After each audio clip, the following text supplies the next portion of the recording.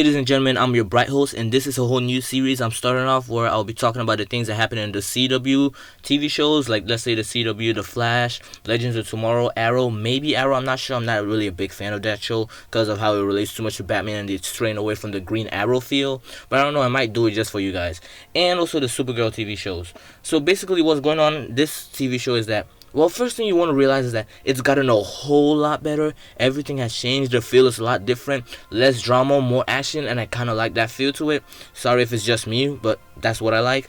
And also, one thing you also notice starting off with the episode is that Superman is a lot better. In this year, he's going to be showing up a lot more. But what you kind of realize is that they give a little classic nudge to the old Superman classics, like the movies and everything. Like the part where Cat Grant decides to yell out, "Tessmacher!" Kind of brings out to the old feel, and you realize that, yeah, Lex actually did that in the classic movies and everything. You know, the Lex with the actual hair. So, yeah. Another nod you also get is that you see a Kryptonian-like pod landing, and Supergirl kind of realizes that this guy is probably from Krypton. But what you realize is that it's someone who's from Daxamite.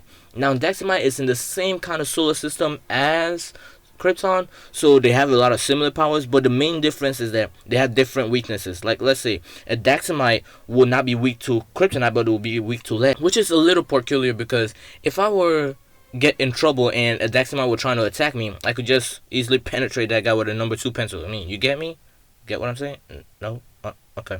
So yeah, what you also notice is that Superman will be showing up a lot more just to up the feel a little. He won't be the total focus of the show, but he's just over there going to be like a side character more of a way. They'll focus on a little bit of his stories, but not much, just so they can have more of a Legend of Tomorrow feel and do the whole Leagues of America. Now, another thing you also notice is that we have a Luthor in this series. This Luthor is Lena Luthor. Yes, the same Lena Luthor from Smallville, but the thing about it is that in Smallville, they made her more of a biological sister to Lex, but in this one, she's going to be an adopted little sister. And you gotta relate Lex Luthor, well, you kind of relate Lena Luthor and Kara a lot more because you can see that Lena Luthor wants to make a whole name for herself since Lex is a bad person and she doesn't want her whole family name to be known as a bad person. So she wants to stand out for herself as a woman and get herself better self-esteem and better rights and things like that. So you can be seen as a whole different thing. And Kara can relate to that because she is trying to make a whole name for herself. She doesn't want her to be known as, hey, is that girl who dresses up like Superman, or is that Superman's cousin? No, she wants to be known as someone different, like a whole new hero. She wants to have a whole new set of mind. I mean, that might create some conflict between her and Superman. They might not agree on the same issues, but it's a little nudge I like to see where they can relate. I like when TV shows do things like that. Another thing you will notice is that there's a lot of tension between Martian Manhunter and Superman. This all caused the whole thing. It was all caused because when one day Superman was in a mission called Project Emerald with Martian Manhunter, whereas Superman saw, like, they both saw some kind of substance, radiation or rock on the ground. They both tried to go for it, but Superman started waking up and started looking like he had a seizure. Now Martian Manhunter is like, wow, this thing can actually hurt them. So yeah, this world has a defense against Kryptonians. So he decides to coin the phrase kryptonite. So yes, in the TV series Supergirl, Martian Manhunter is the one who coined the phrase kryptonite, and Superman is kind of mad at him because he should have destroyed all the kryptonites, but no, he kept some, therefore making it more tension because, I mean, Superman is not going to want to hang out with anyone who has a nuclear weapon against him. That's the tension they kind of have. They kind of not hate each other, but you're just not friends with each other. Now, if you haven't read the old Superman comics, you won't get this joke, but there is a joke in the Supergirl TV series where he's like, yeah, this is super telepathy, you'll get that on later on. It's kind of a big notch to the old pre-crisis Superman series, whereas